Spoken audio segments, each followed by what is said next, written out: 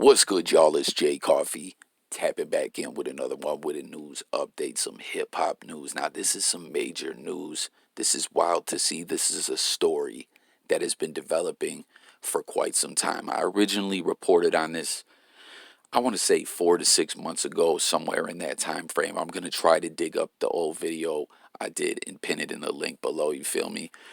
So if it's not there, come back later and tap in. You know what I mean? Coffee's just wild busy right now. But anyways, Snoop had did an interview. I believe it was on with Gilly and Wallow, $1 million worth of game. I could be wrong, but I believe that's where it was at. And he was talking about how he was in the works of trying to purchase Deathrow, become the owner of Deathrow. And this is big because, he was stating, as we know, he's got a job with Def Jam,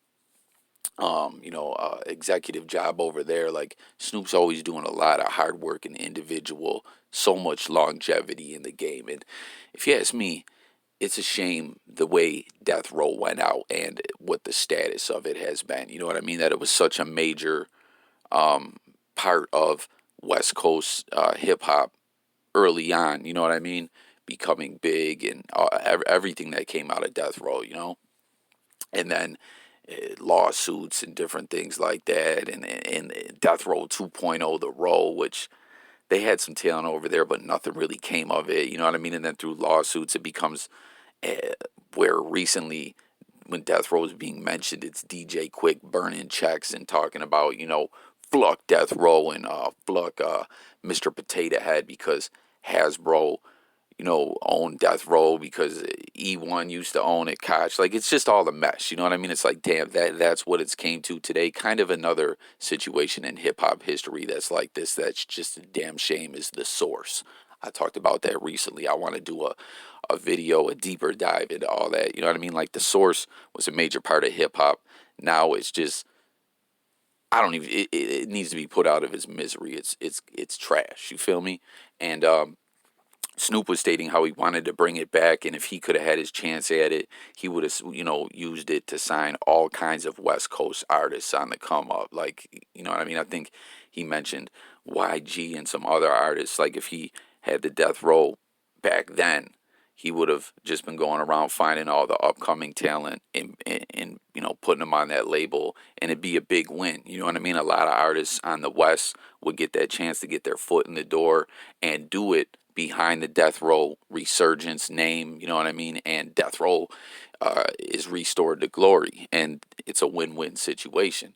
But then there was reports that Snoop was unable to do this, like that it didn't work out. Well, now we're hearing that it did indeed work out. As you see, the statement has been put out here.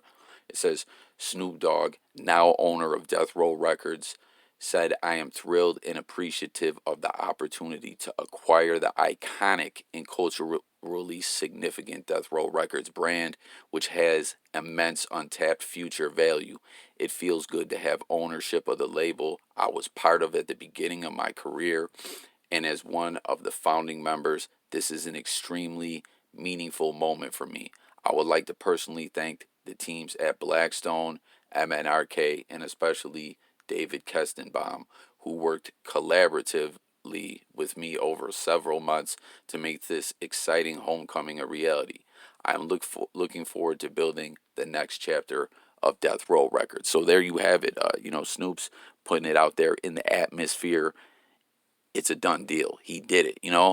Like, comment and let me know if y'all were following this story as well. Like, you heard Snoop speaking about this being very, happy and motivated, that like this may happen. Then there were some other reports that came out that it was a no-go, and then Snoop stopped talking about it. So I was like, man, that's a shame, y'all. You know what I mean? Because Snoop was talking about this, his Def Jam job, and then the murder with the case is going to be an episode, I believe, of the 50 Cent A Moment in Time series, where it's going to be, all like biopic, or I don't know exactly what you want to call it, but like they were going to have one about the 50 Cent game beef, one about Snoop catching, the murder case and all that, and just different stories going back in time in hip hop. So I'm like, yo, this is lit. All kinds of dope stuff still coming from Snoop, even at this stage in his career. And then it seemed things were indicating it wasn't happening. Well, now it is.